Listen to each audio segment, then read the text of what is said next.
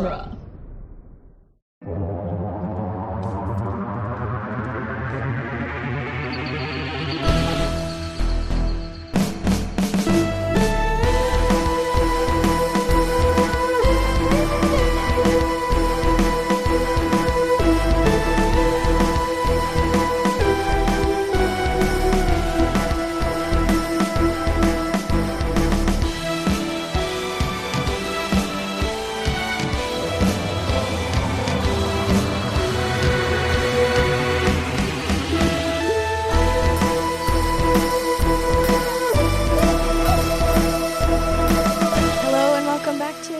Companion. I'm Cass Fredrickson. I'm Nick Jimenez. I'm Scott Corelli. And today on the show, we'll be talking about the story and the engine. This is the fourth episode of season 2? Fifth. Fifth Yeah, episode. Fifth. Of 8. That's sad. Yeah. Robot Revolution. Mr. Ring-a-Ding. Lux. Mhm. The Well. And then last week. And then Mr. The one with the guy, think tank guy. Yeah. And now this one. Yeah. Next week is our last single episode. Yeah. And then we go Season's into the too finale. short. I know. No, I was actually thinking that this in this episode because it was like, Belinda's in it, but she does take a bit of a backseat. Yeah. Which wouldn't be a big deal if this was a 13 episode season. But when Right. it's 8 episodes, you're kind of like, I mean, I barely know her as it stands. She wasn't in last week's. She's barely in this week's.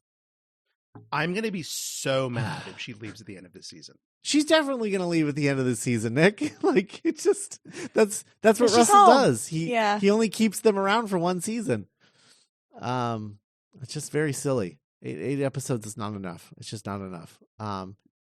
But in any event, Story in the Engine, written by Inua Elams, directed by Makala McPherson.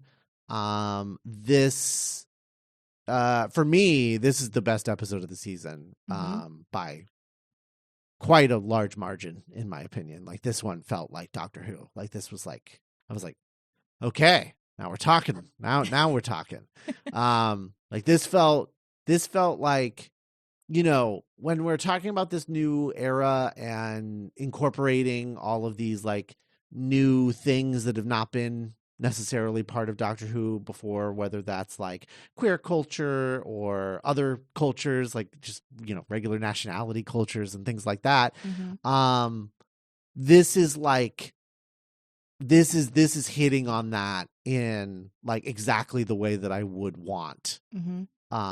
Those things dealt with, where it feels like this thing was wholly constructed from like a standpoint of like, we want to involve Nigeria and Nigerian culture, so let's create a Doctor Who story that does that. And what is the best? What can we do that feels like Doctor Who but also has this stuff?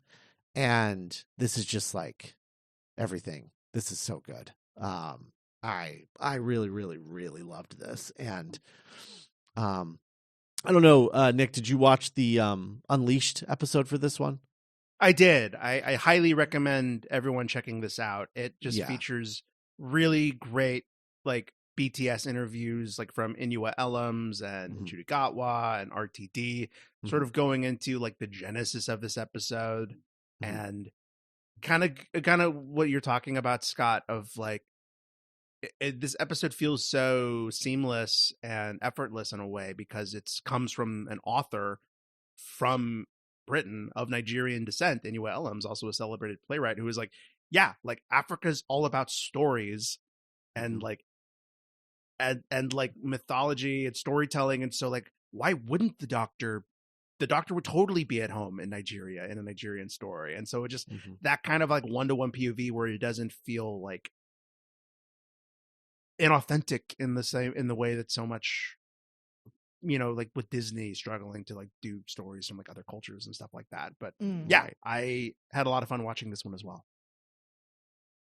I bring up the Unleashed thing because there was a moment, I don't know if you caught the slip but there was like a moment where, he was the writer, Inua Ellams was like talking about like, yeah, like I grew up in Nigeria watching old episodes of Doctor Who, and he was like, and I've always thought about like, what would I do with a series of Doctor Who or an episode? And I was like, I like the first thing. I'm interested in the first thing. Yo. I'm interested in the first thing. Hell yeah. I think that would be pretty cool. So I don't know. That's what I was thinking. Like after like I watched this and I was like, I mean, this guy feels like this feels like a fresh voice in Doctor Who, whereas like a lot of these other voices have felt a little stale. This felt like this season's like Rogue. Yes. You know? Yes, absolutely. Yeah. And Cass, I'm so eager to hear your thoughts. But like another really cool thing from this Doctor Who Unleashed is like when Ncuti was cast, one of the first conversations he had with RTD was like, we have to get Inua Ellams to write an episode. Because he's a playwright.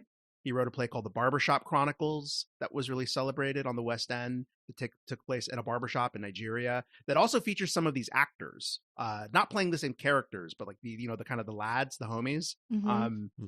And then meanwhile, Inua Ellams slid into RTD's DMs when the deal was announced, and he was like, "Hey man, like I love Doctor Who. Whatever you're doing, I would love to." And then like according to Inua Ellams, RTD got back to him in like an hour, and was that's awesome. So it's just kind of like can write an episode. Yeah. Oh man. Yeah. So what were your thoughts, Cass? Yeah. No, I loved this. This is one of the like last season's Rogue. Like this is one of the few ones where I'm like, I want to watch this immediately again. Because like I feel like normally when I'm watching anything, I am also like crocheting to keep my hands busy. This time I did not do that. I was like staring at the screen for like 45 minutes, like completely engrossed in like what was happening, because I was just like, no, this slaps. This is an all.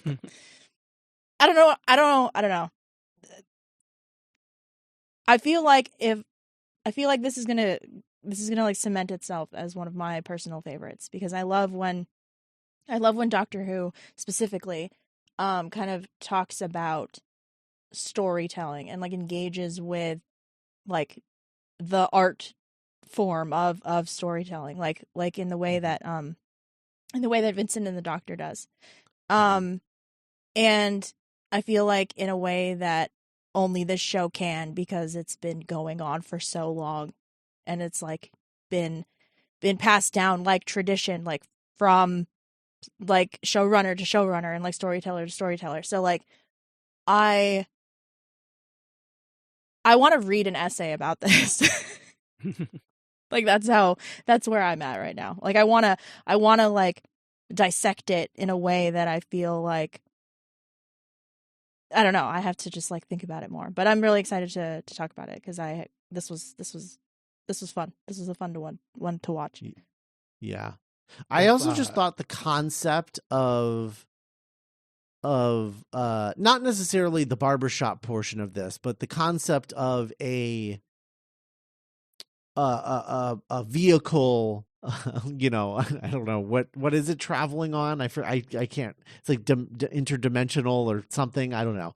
The World Wide Web. Yeah, this vehicle that moves and is powered by story. And there's like a moment where the barber and the lady are like talking amongst themselves about like the power levels in the engine. And I was like, this is Doctor Who, baby. Like this is so like, I don't know, like just that concept just felt very classic Who to me.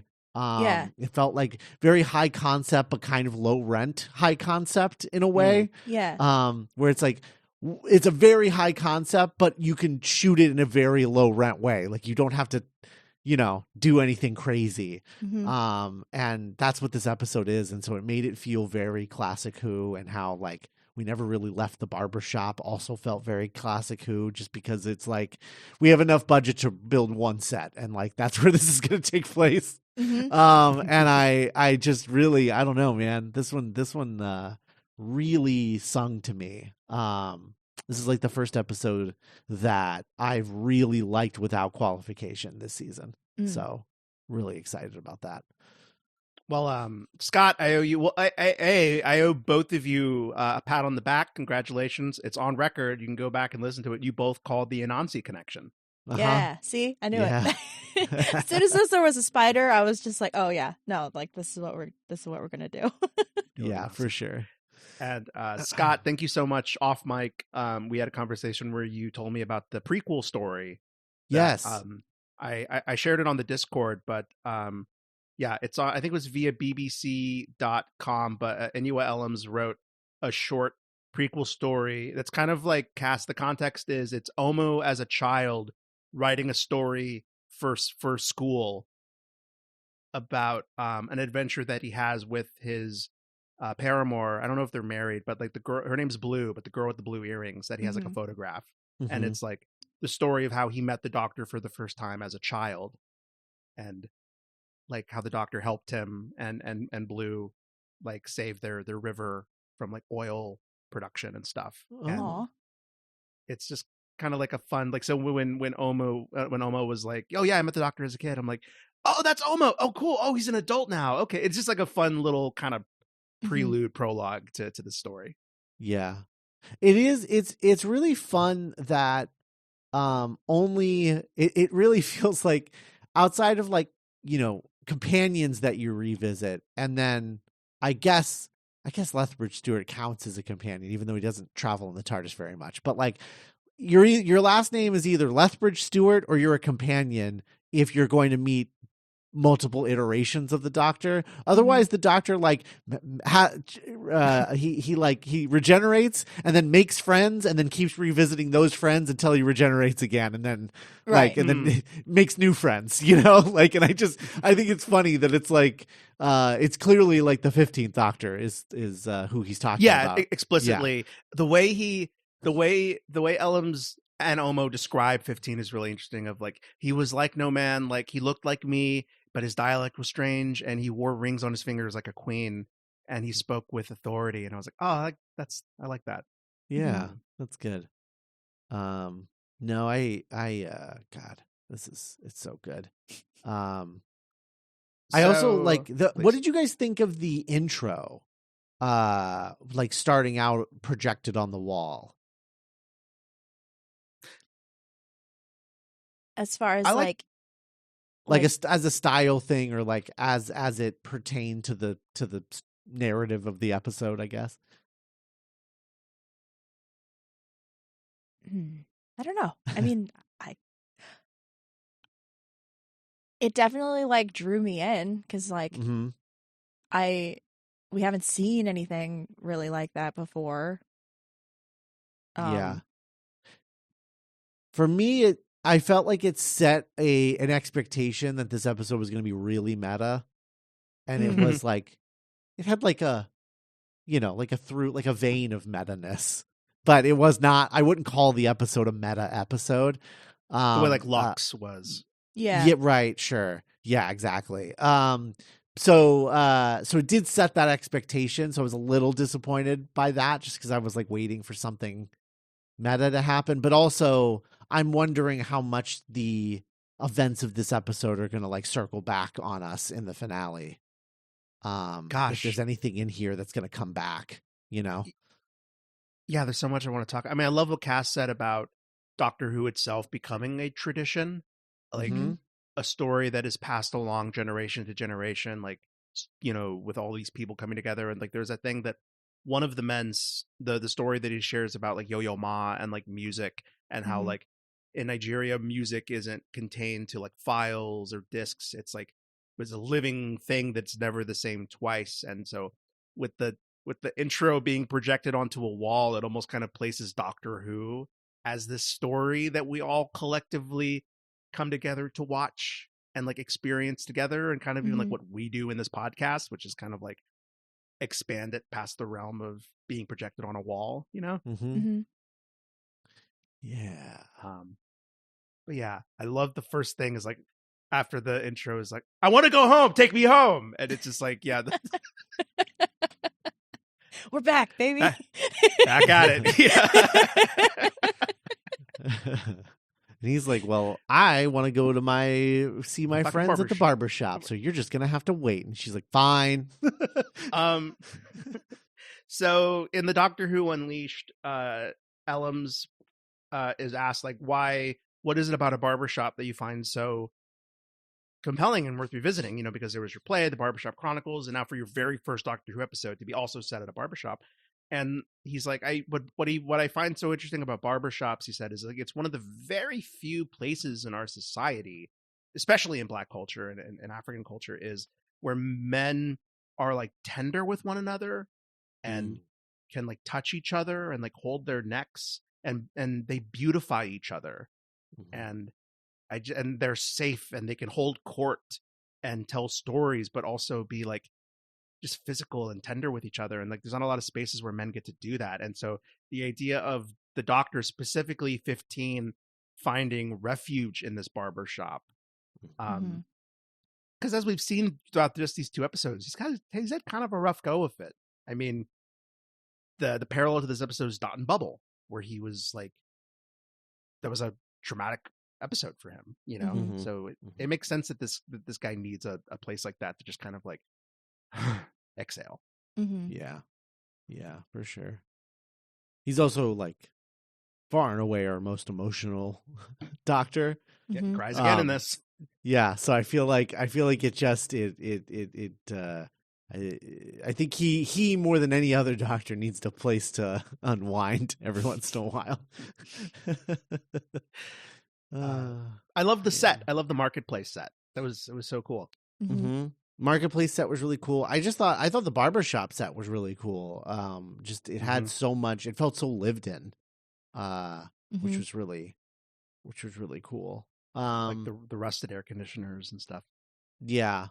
So what did we think of the whole like revelation of like who the woman was and how she was related to the fugitive Doctor and how we felt about seeing her again for a split second? What were our thoughts on all of that?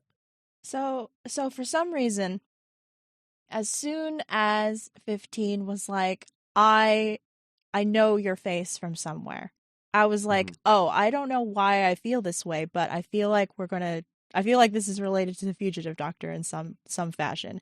And then we get the like camera pan where like it's her talking, and I'm like, oh, I felt so vindicated. And I don't know, like I don't even like, I don't know, maybe I've definitely been like soaking in the show for too long, but like I think it's interesting that 15, who is the 15th iteration that like he like concretely remembers, is still kind of dealing with the ramifications of like what the Doctor's done in like their previous, like however many, like for all we know, like the fugitive Doctor could be like one of 30, so like I think I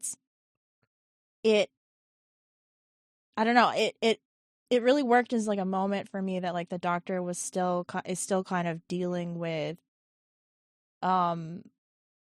things from his past that he might not necessarily like remember clearly, but is still kind of like feels the weight of in a way,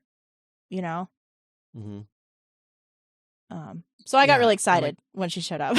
No, it was I mean, so it kind of speaking to how like well written this episode was, when the Doctor is calling out the barber as a fraud, because the barber first presents himself to be Loki and Saga and Bastat and all of these like gods of storytelling that have existed throughout human culture. And the Doctor's like, no, you're not. Like, I've done this, and like I drank with Dionysus until there was no more wine in Athens. One time Anansi failed, he lost a bet on purpose to make me marry one of his daughters, and then later that becomes like, that wasn't just a throwaway line. We actually were supposed to be paying attention, and we learned that Abena is one of those daughters, and then we learned that wasn't 15 that was was with Anansi. It was Joe. It was the fugitive Doctor, and you're like, oh, whoa, wow. And like, it's, we talked last season how I'm as mixed feelings as I have about that era of the show. I always love it when RTD2 remembers to include the Chibnall era in like the web of Doctor Who. Yeah. And yeah, fully Joe agree. Martin. Just because you don't like it doesn't mean that it didn't happen. As unfortunate as that sometimes can feel, it is what it is. You got to accept it all, I love that. I love that she's here. I love the hint that there's going to be further exploration of all of that in the future. It seems that Russell isn't intending to drop any of that, which is interesting. So, I really like that. It was cool for her to show up. I was expecting there to be a little bit more when she showed up, because I was like, why would they just bring her back for that one shot? But no, they really just brought her back for that one shot. And some cool BTS photos. Yeah, indeed. Well, I have a question for both of you. How would you feel about the Fugitive Doctor maybe like having her own episode in the RTD2 era, maybe solo, or a 15 Fugitive Doctor team up? I like the idea of the latter, but the solo I would be fine with as long as it wasn't part of the regular series, because we only get 8 episodes. Oh, yeah, like I don't want like one of them devoted to her. Yeah. Without him also involved, I think. Yeah. Because I think the important thing, at a certain point when you're talking about the past of a character, it doesn't really matter what happens in the past. What matters is how it's reflected upon the current character, right? Yeah. And so just having a flashback episode isn't nearly as interesting as how that reflects or impacts the 15th Doctor. I think. So, like all the stuff Cass is talking about of like 15 still having to like that trauma is still in him in a way. Yeah. Right. Yeah. Right. Yeah. So, it would be cool to see, like I've heard people be like, oh, they should give her own series so we can like learn more about that. But I was like, but us learning more about that period in the Doctor's life isn't as interesting as 15 learning about it and dealing with it. Right. Because I don't know, like I want the ramifications. Yeah. I don't just want the lore.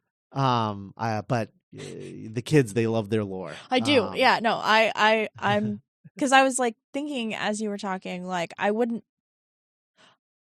like the idea of like maybe like a 3-part miniseries with her, but also because I want the lore, but also like I want I want it to inform the story that they're trying to tell currently.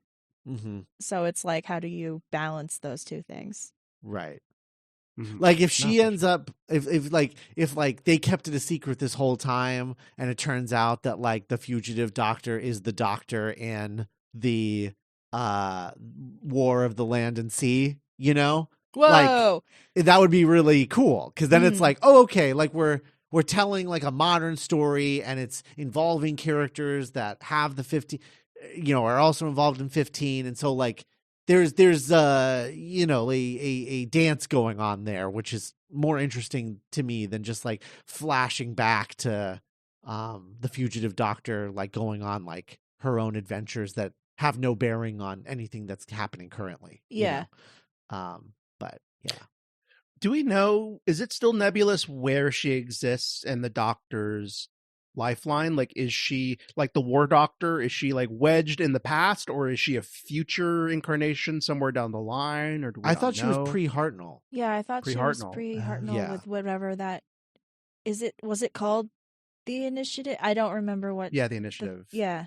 Yeah. Okay, cool. Yeah, she's pre-Hartnell. It's basically like, right, the thing you're supposed to surmise from all of that is like everything that the Doctor goes through prior to William Hartnell leads William Hartnell to be like, fuck these assholes, I'm out of here. Yeah. And bailing. Like, I think that's what we're supposed to surmise. It's like he steals a TARDIS and escapes Gallifrey because he's basically been tortured for hundreds of years, thousands of years. And then there's whatever. like the memory wipe aspect to it too, Mhm. right? Where he's like, I don't like, all I know is that I don't want to be here anymore, so I'm Right. leaving. Right. That is like basically just like in my DNA at this point. That's how bad it got. Yeah, you know? yeah. I It's mean, like, it I is. don't even It need is, to 'cause remember. Right. if he keeps traumatically like regenerating, like part of him is Right. gonna, yeah. Yeah. He's like, I don't even remember why I hate it here. I just know that I hate it here and I don't trust these people. Mm-hmm. And fuck it. Yes. Fuck it.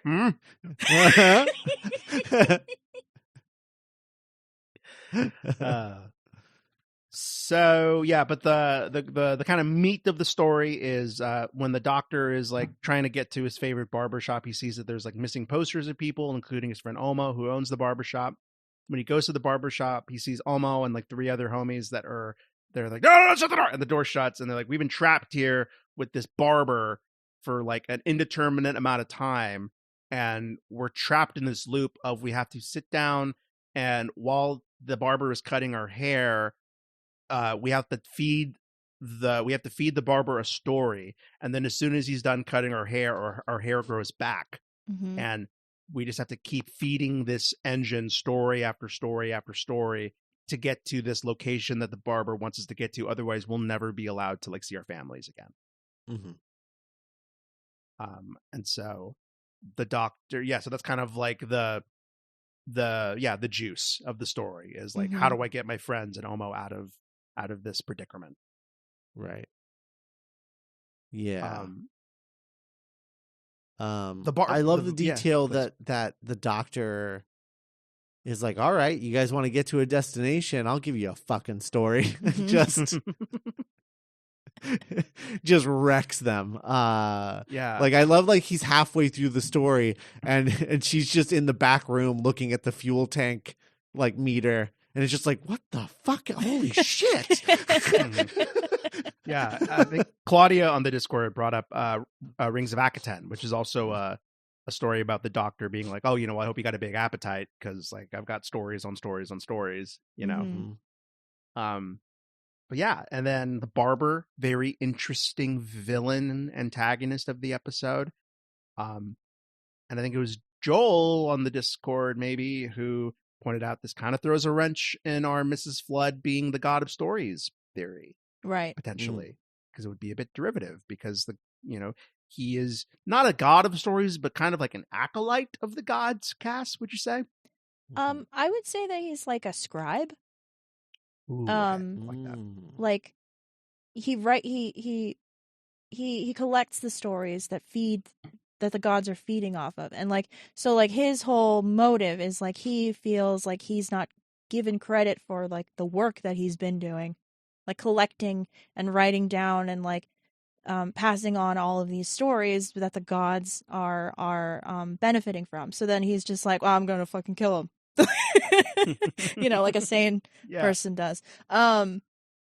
So like, yeah, no, like which is like kind of like, yeah, I don't know, like I like a scribe I think is apt because like he's not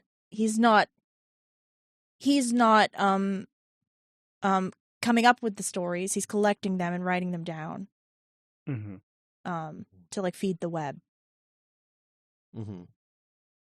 Yeah. No, yeah, like scribe. I really like, so like the barber's plan is to like kill the gods, to like wipe the gods from memory, and the Doctor's like, no, you can't do that. That's like we are gods. Like gods and humanity are tied intrinsically. Like that's where we get stories from. That's where we learned about the sun and water and like generation. And it was just very interesting to see how this episode was able to find a way to tell kind of a story about the importance of deities in our storytelling and in our growth of evolution, while not tying it to like dogma in any kind of way. Like and especially the Doctor, especially like 12, who was very like, Richard Dawkins at times of like, no, gods are, the man in the sky telling you what to do, blah, blah, blah, blah.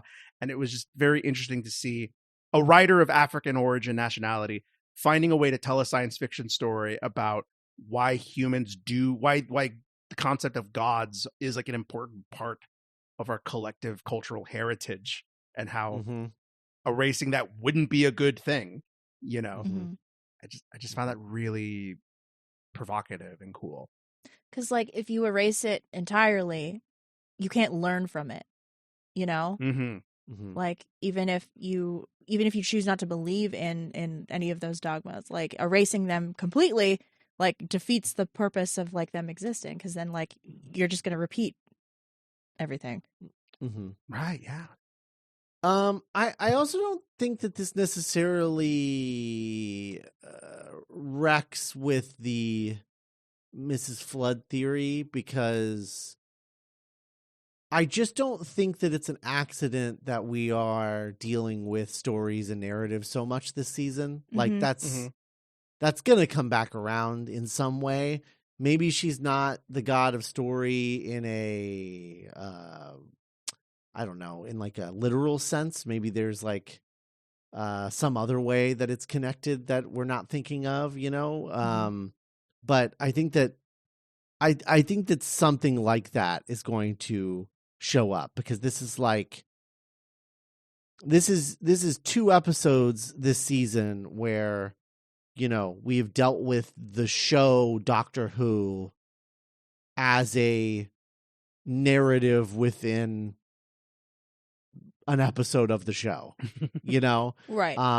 That, and it's like, that didn't happen. That's not a coincidence. That didn't happen by accident, Right. Right. Not in 8 episodes. I think it's definitely going to circle back around in some way.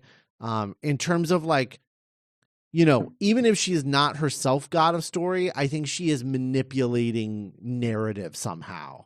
Even if she ends up just being the Black Guardian or something like that, it's like, it's going to be a thing where it's like the Black Guardian is, messing with narrative or something. Like, it's going to be something like that, I think. I just don't see why.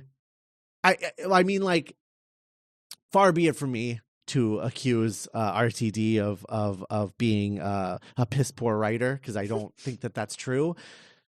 However, we all make mistakes, so it's entirely possible he's setting all this up and it leads to nothing. Who knows?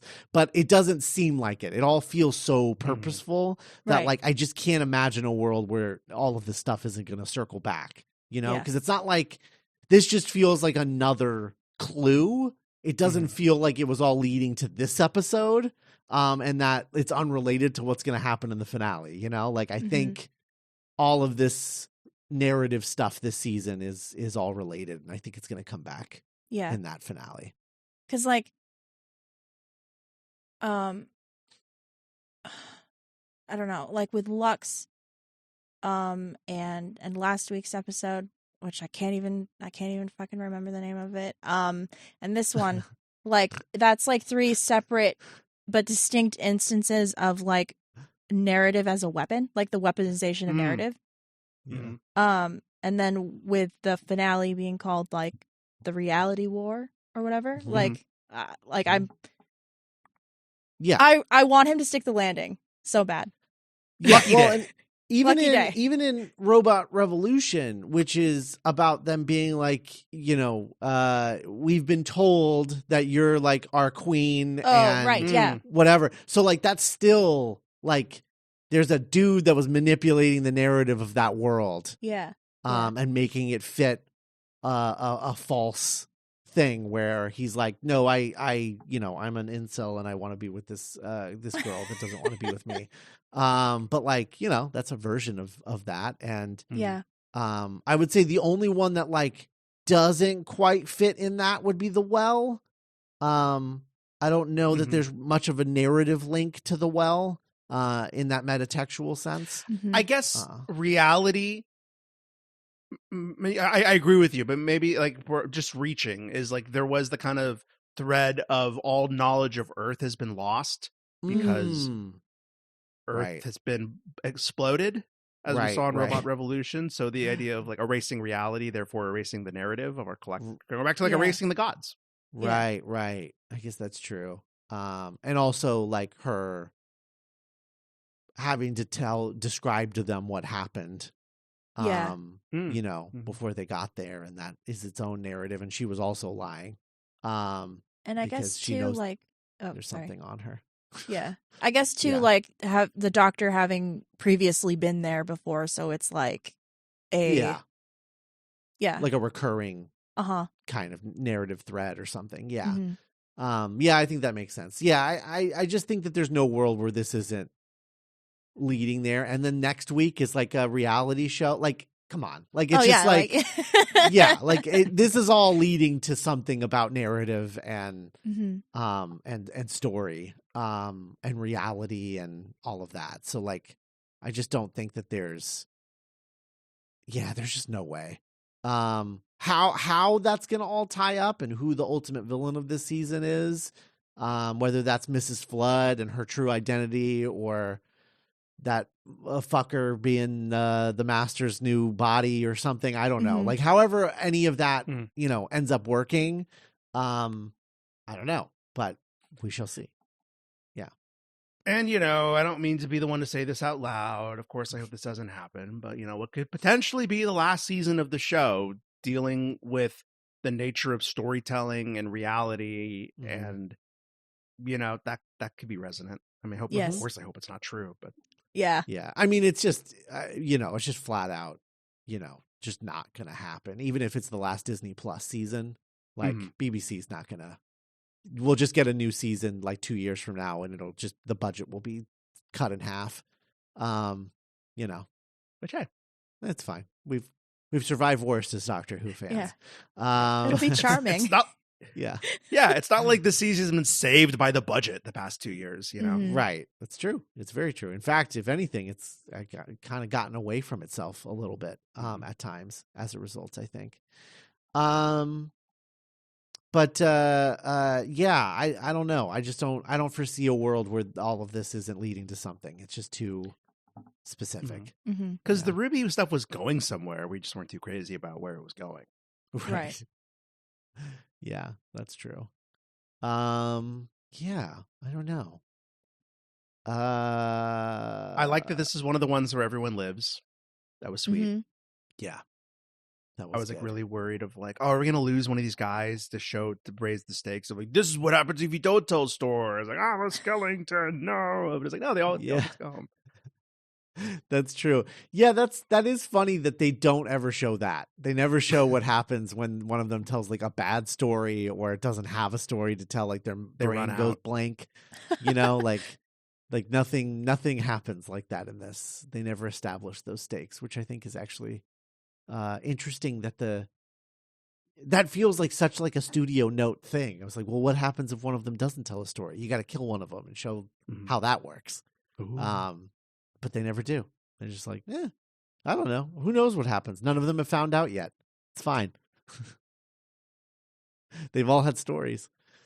What do you two think the little boy scene with the little girl is about? Or the child. Isn't that the little girl from Space Babies? Is it? Whoa. Yeah. Oh. Yeah, it's the little girl from Space Babies. Hold on. Let me confirm.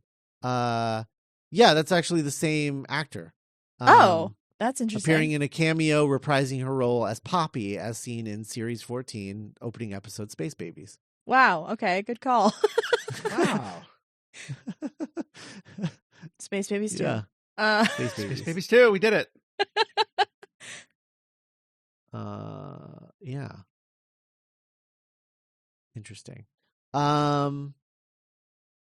Yeah, and we get Mrs. Flood in just like a little in the little flashback with Belinda flashback.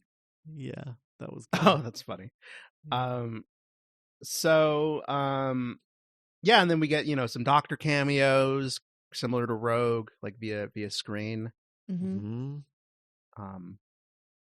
That's including nice. full color Hartnell. which Say was it ain't off-putting. so. It was off-putting. Oh, and just a little fun fact again from that episode of Doctor Who Unleashed. Sule Remy, the actor that played Omo, this was a full circle moment for him. He's one of the soldiers in is it Rose, Scott? Did you see that? It's the one with the pig baby. The little pig baby running past the soldier. He's one of like the soldiers carrying guns. He's in a 9 episode. That's Aliens in London. Aliens in London. Yes. Yeah. He was like a background actor. He was Oh, one of the wow. soldiers. That's awesome. That's crazy.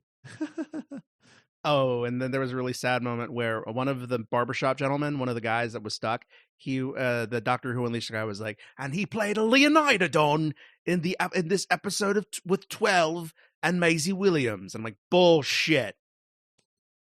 Bullshit. There's an episode with a lion guy. Like, why have I black holed every episode? Every Capaldi thing. That's so funny. Let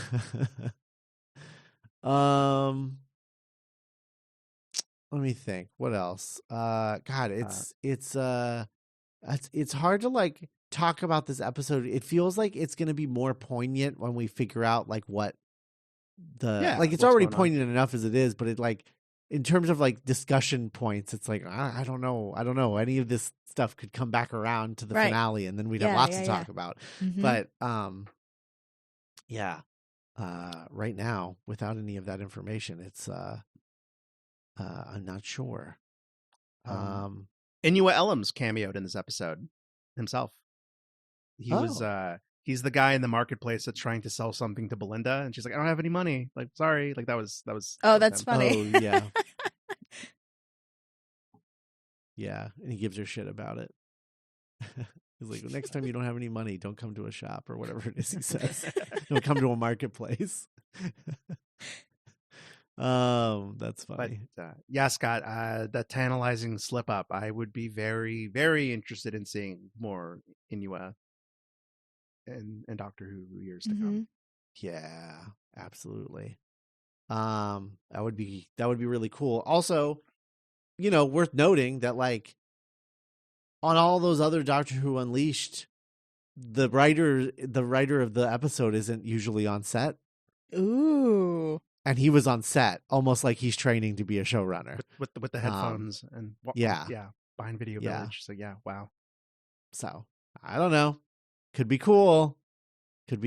Actually, that would be maybe that's why they haven't had a series 3 announced yet, because like this is Russell's last, and it's gonna go to him, but Nishuti's gonna stay because he's like, oh, I love this guy. I'm not going right. anywhere. Yeah, because if he specifically requested him, that would be cool. I don't know. I like that. Yeah. To go from first black man to write an episode of Doctor Who to first black executive producer on the show. Yeah. Be pretty cool. That's so good. Anyway. And next week, my most anticipated episode of the season, Gino Dawson's The Interstellar Song Contest. Yeah. God, my favorite thing about the Doctor Who Unleashed is like the whole episode they're hyping. Oh yes, yeah, giving you a clip. They're like, and spoilers. Stay tuned, spoiler alert, with like the caution tape anime. Yeah, and they're like exclusive scene from the and it's always like the Doctor opening a door.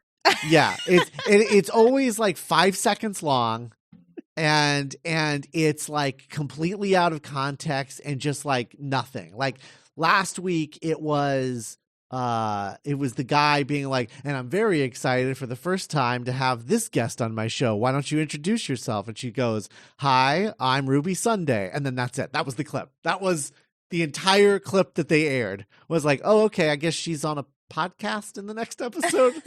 But it's like before every commercial break, there was and don't forget to stay to the very end of the episode. We have an exclusive scene from next week's Doctor Who. And it's always just That's like so funny.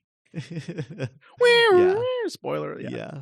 Then this week's was Belinda just being like, I remember reality shows. I used to be able to watch as long as I was in my pajamas and brush my teeth. And the Doctor's like, oh yeah. And then that was it. That was the clip. I bet. Bell. So funny. Anyway. All right. Well, Story in the Engine. There it is. And we will talk to you next week with the Interstellar Song Contest. Yes, our last one-off episode of the season. Is that also a new writer? Juno Dawson? Yes. Yeah, we talked about that before. Yeah, because she's a novelist. Mm-hmm. Right. Yeah. Yeah. Cool. All right. We'll see you next week. Bye, everybody. Bye. Bye.